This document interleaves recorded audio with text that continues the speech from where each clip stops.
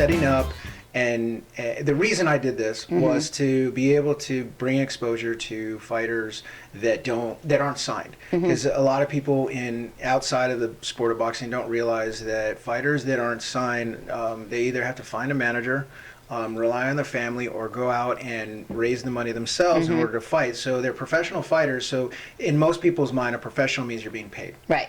Well, not in boxing. And not in MMA. Right. If you're not signed by a promoter, that you have to go out and find the money in order to pay to be on a card. Because the way the promoters on the lower end work, they charge the fighters to fight. Interesting. You know, they'll have a couple fighters from their stable, which they pay for, but they'll leave 4 to 5 slots on that card for fighters to pay for. So down in Mexico, that's why so many fighters, even like Devin Haney, world champion, he had 11 fights down, I believe it's 11 fights down in Mexico, and it's really inexpensive. It's about $750 per fight. Okay. So that means that covers your medicals, that covers the fee for the promoter, and then it covers the fighter that you're fighting. Now, a lot of times you're fighting the garbage collector or, the gardener, Yeah.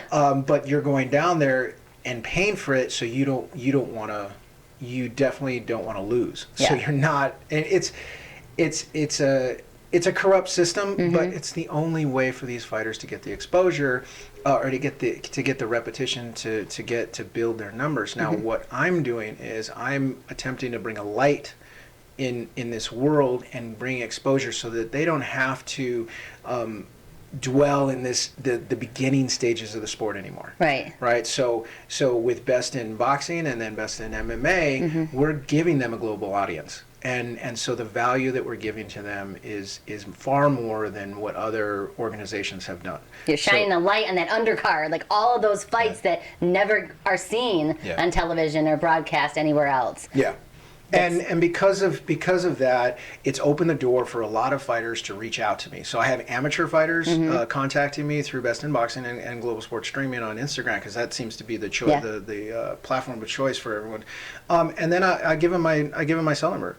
I send them my cell number, and then we text and we have conversations. Most of it's via text, but it's conversations about what do I do in the sport.